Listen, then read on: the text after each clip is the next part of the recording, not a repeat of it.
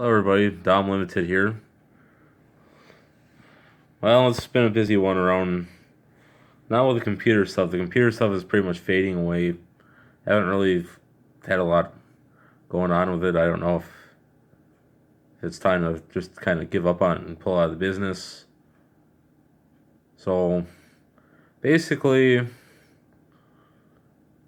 I had to kind of pick up a few other odd jobs just to kind of keep this place going.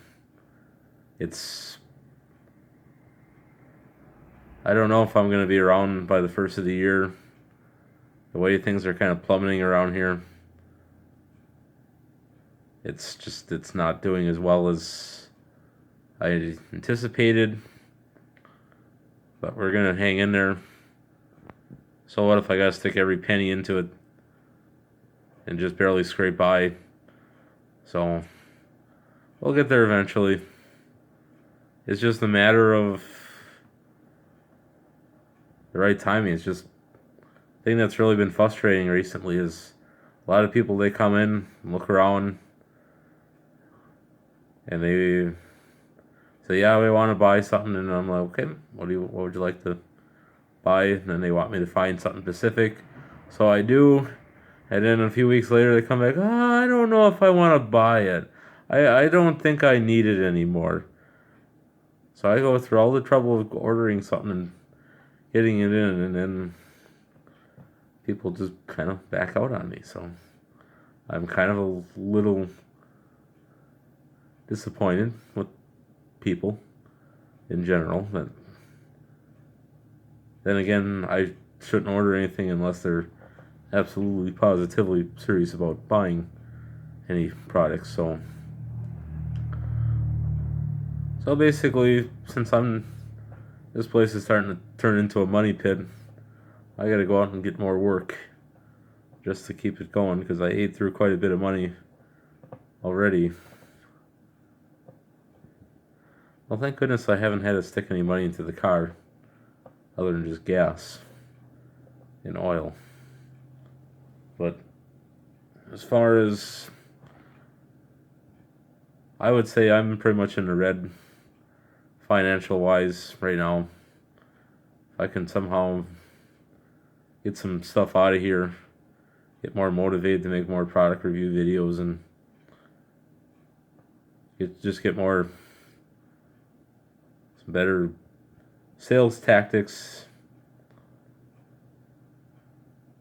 Well, part of the problem was those people that came and bought that were supposedly going to buy something. I should have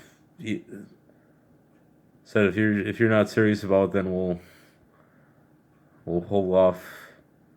But I just kind of, when you're doing two other jobs at the same time to keep your business going, that kind of tells you that the writing is on the wall. But you never take a risk, you never know. And if you don't ever try a business opportunity or lucrative opportunity, you never know what you're gonna do. You never know what you're gonna come across. It's actually to start a business. A lot of people, they don't even get past the first stage of actually doing anything. There's people I've known out there that they said, I think I'll start a business instead of actually getting a job. But then they don't move past phase one of actually sitting down and planning and figuring out how you're going to do things, what your costs are going to be, what you're going to spend per month, what your ultimate goal is, how you're going to do things, what's your profit margin going to be, and then phase two, you look for a place, something preferably cheap, something preferably that you have landlords that are accommodating enough to allow you to do what you need to do within reason. I'm not talking busting the place up and knocking down walls and drilling holes and trashing the place and stuff like that. But I mean just small stuff, minor furniture, minor modifications to the rental space if needed. Phase 3 is basically, I would say phase 3 is more of a fun.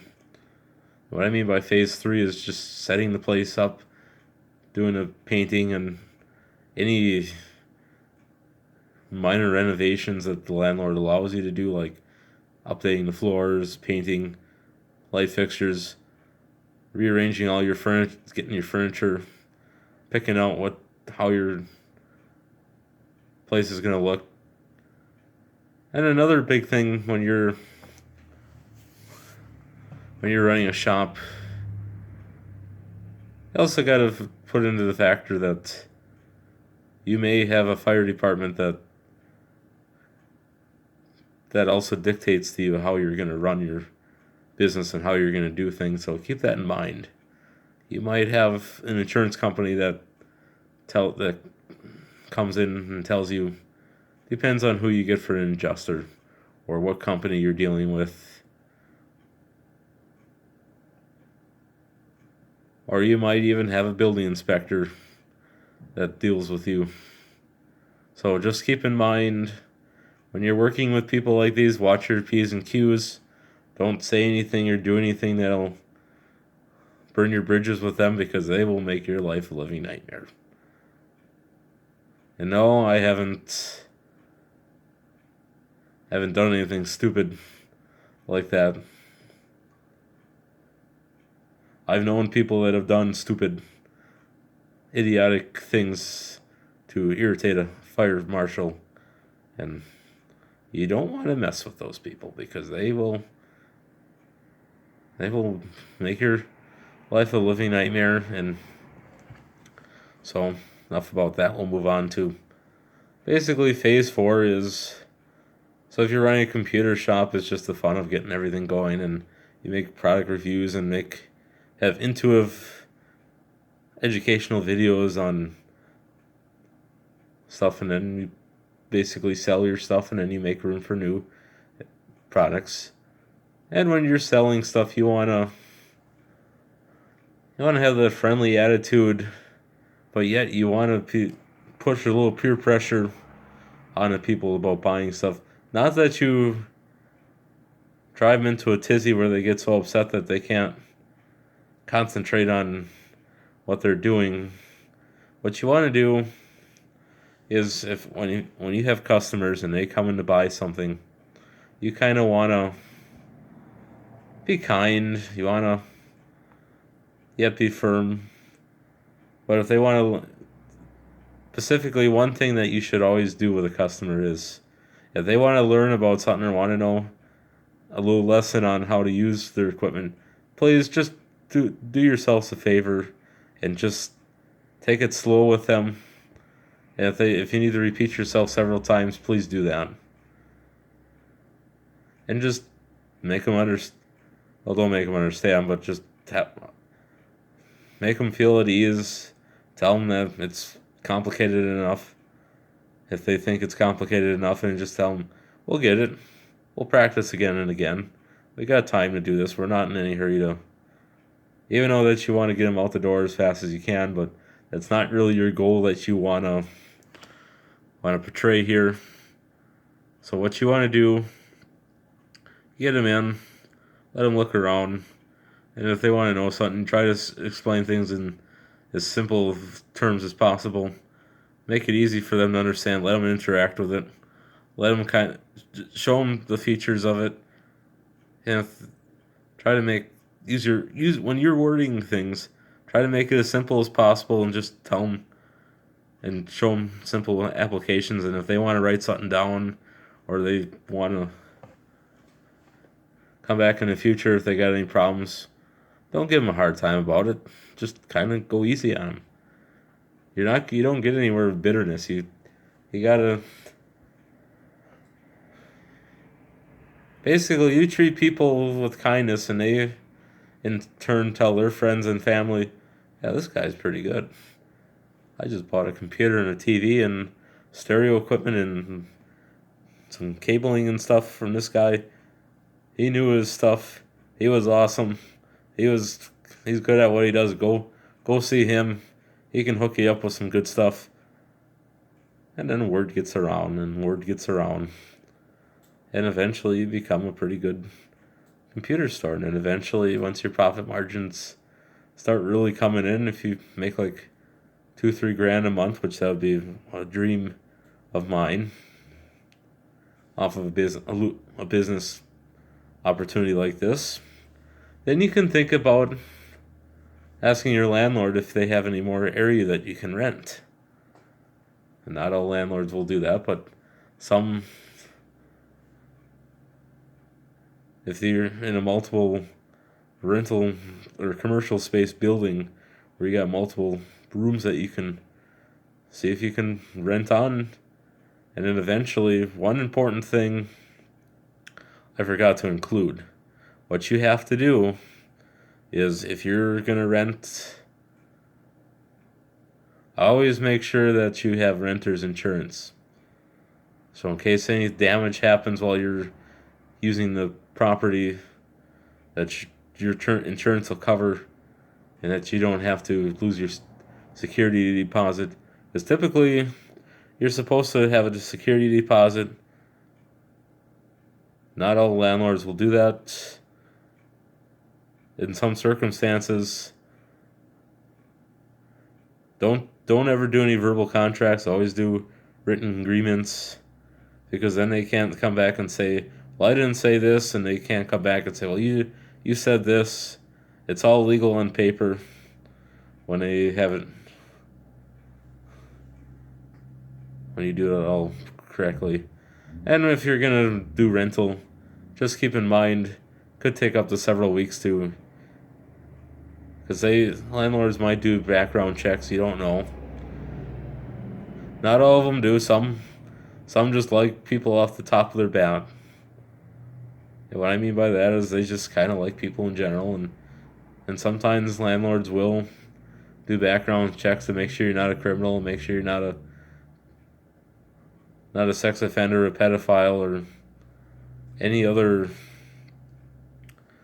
control. Well, not control, but other criminal. And the reason they do that is because they don't want you snatching kids off the street or snatching women off the street and doing really inappropriate stuff. So just keep in mind that have a clean record when you're running a business, because people talk. And I have a clean record here, so I've never broken any laws. So basically,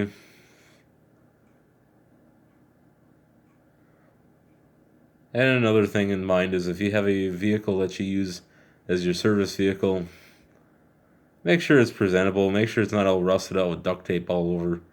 Make sure it's not a pimped up car with a loud muffler, or car with stupid looking hubcaps and stupid spoilers on it. Make sure it's like a presentable van or SUV, or a nice looking mid-size or full-size car. Something plain, something in silver, gray, or black, or just something that doesn't scream that I'm a rapster or gangster or a country hick, or just something very professional. Actually, even like a Dodge minivan would be appropriate, because basically in the back you could set it up as just take the seats out and have it set up for hauling equipment around, or you can use the back seats as what I do with my service van that I currently have now. I took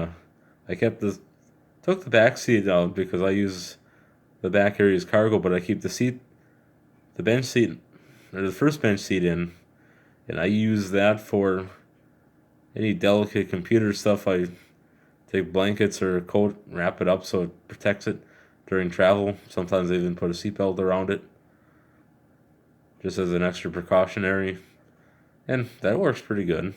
And then up front I usually keep an outbound box in the front seat and a briefcase along so I can, with invoices and stuff, so I can write up invoices. Another thing that you should probably have it to be more successful is have a mobile printer so you can do documents while you're on the road, like for sale invoices or service agreements, or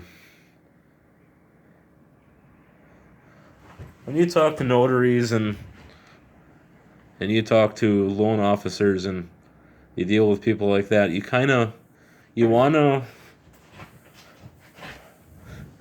mobile printer, so a car printer, so you can print out. People like it when you can just produce stuff on the fly, and I had to agree with that. And when you go on a service call, make sure you got all the tools you need. Always keep a spare stock of hard drives, power supplies, sound cards, video cards. Motherboards, I wouldn't keep a lot in stock because typically not everybody's going to have the same. But usually hard drives, I keep a combination of hard drives, SSDs, different memory. That way when you go on a service call, you have all that stuff with you and you can just fix it on the fly. One of my favorite tools is a Windows 10 to go USB flash drive. They tell you can't use that, but it works. So if somebody wants you to upgrade their computer, you can do it on the fly. And usually 99% of the time it works flawlessly when I've done that. And it's great. So basically, when you do that, you always want to make sure you got a couple of flash drives around, because you never know, you might have to back something up. The customer might want you to save something. The customer might want you to move something from one computer to another. Another useful tool is a USB cable, a transfer cable. That's always a good tool to have. Another good tool to have, always carry a couple of spare router with you, spare switch. Always carry extension cords, because sometimes in some cases when you're setting up a portable network for testing, in certain situations, you don't always have receptacles close by. You might not have one in one, or close enough to one room, or the one that close by that is occupied by something else, and that they don't want to being messed with. So carry at least a 12 gauge extension cord, or 14, preferably one between 25 and 50 feet, so that you can plug in. And then carry a couple of good power strips, surge suppressing, preferably. And always have one computer dedicated for troubleshooting and networking, and actually you probably want two for sure. One on the receiving end and one on the transferring end, so that you can test the network to see, because most likely not every customer is going to want you to use their machines to set up a test scenario on why it's not working. Or if you're in a case where they want you to install something, like if they want you to install cabling, or just keep in mind when you're buying drills or anything, don't buy hyper tough. Don't buy the cheapest corded drills that you can find. Get like yourself an old Sears Craftsman Industrial from like the 80s and 90s, or ones from before. Them things are pretty much rock solid. Or a DeWalt corded drill. Those aren't too bad. And even Milwaukee, those aren't bad at all. And for cordless drills, if you want those for other applications, I just recently got a DeWalt brushless. No, I didn't buy it brand new. Found it at a yard sale for like the other two I got in the van. that I carry on the job just in case. Very cheap. I'm not talking $100. I'm not talking 50. I'm talking more within the price range of $10 to $15. Lady didn't want them. Husband died. She didn't know how. She didn't want them. They're fairly new, so I took them off her hands. And between those and those are really nice drills.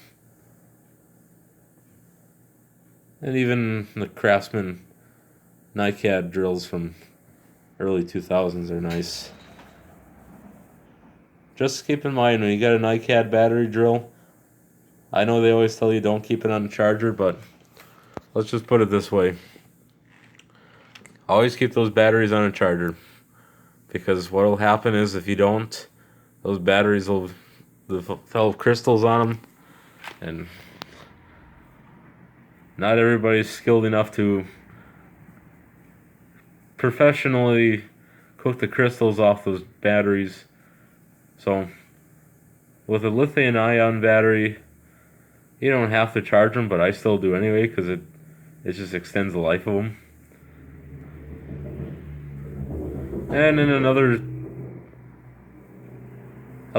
power tools that you need a shop vac. Any brand will do. I prefer the Sears Craftsman from like 25 years ago. It's like a 2.5 horse powered vacuum, but it works great for cleanup. Any shop vac will do fine. You don't need a hefty 5 horse shop vac you just need something small, portable. Problem with a 1 horse or 1.5 is they're not enough, but a 2.5 is plenty for getting the job done on a service job. And as far as network testers or any other stuff like that, I like Flukes, but Fluke is expensive. So Green Sky at Menards, those testers, they work pretty nice.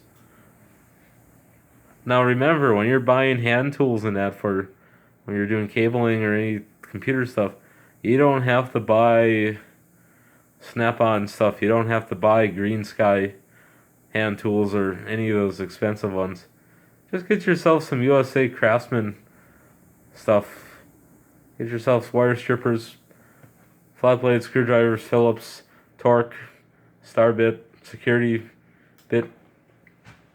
Get yourself pliers, channel locks. They could all be Craftsman, or they could be Master Force or Tool Shop from Menards. Hyper Tough. Okay, I don't like Hyper Tough stuff. I've broken a lot of Hyper Tough stuff without even trying. So don't waste your money on that stuff. Stanley stuff isn't the worst. I even like the Pencraft stuff from JC's Penney's. I got a bunch of that stuff that works. They don't make that anymore, but and then Powercraft from Montgomery Ward's, and even the Kmart stuff from years ago isn't bad. And believe it or not, you're gonna need metric and SAE wrenches for some applications if you got to put a rack together, and you'll need a socket set. Just get a Craftsman set and you'll be fine. A lot of the other cheap sets, what happens is the ratchets inside the teeth and that they just get kind of wore down, and then you got a useless ratchet. Or sometimes you're torquing on too hard, and a lot of those cheap ratchets are only made out of white iron. So keep that in mind. So basically, what you want to do, actually to get back to the tool topic, another tool that unbelievably you're going to need is a saber saw, or jigsaw rather. And what I mean by that is sometimes you got to cut custom holes and stuff, or custom cut stuff like. Now sometimes you're going to say, what does carpentry have to do with IT? very little, but in some cases, let's say you got to build something, like if you got to build troughs or you got to build like IT racks or something, or you got to build a bookshelf or something. Keep in mind, it's always good to know your measurements, and you probably need a circular saw. But then again, stick with a Craftsman circular saw. Head for a jigsaw, get a old Craftsman USA. Get it like the industrial one. That'll be the last one you'd ever need for the business. And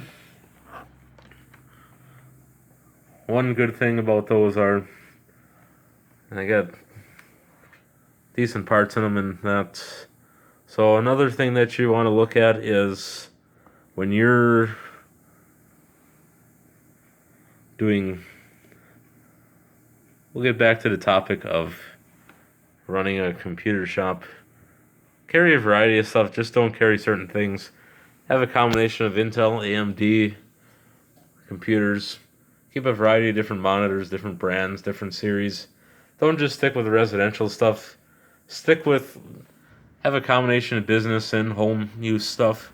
Same with computers, business, home, laptops as well. Think about even branching into the idea of having TVs, DVD players, Blu-ray. This is going to be weird, but even keep a few VCRs on hand, because you never know who's going to come through the door looking for one. Video cameras are a great one. They're a great thing to also stock, ranging from the high 8s to video 8s to VHS. You're thinking, why would I want to do that?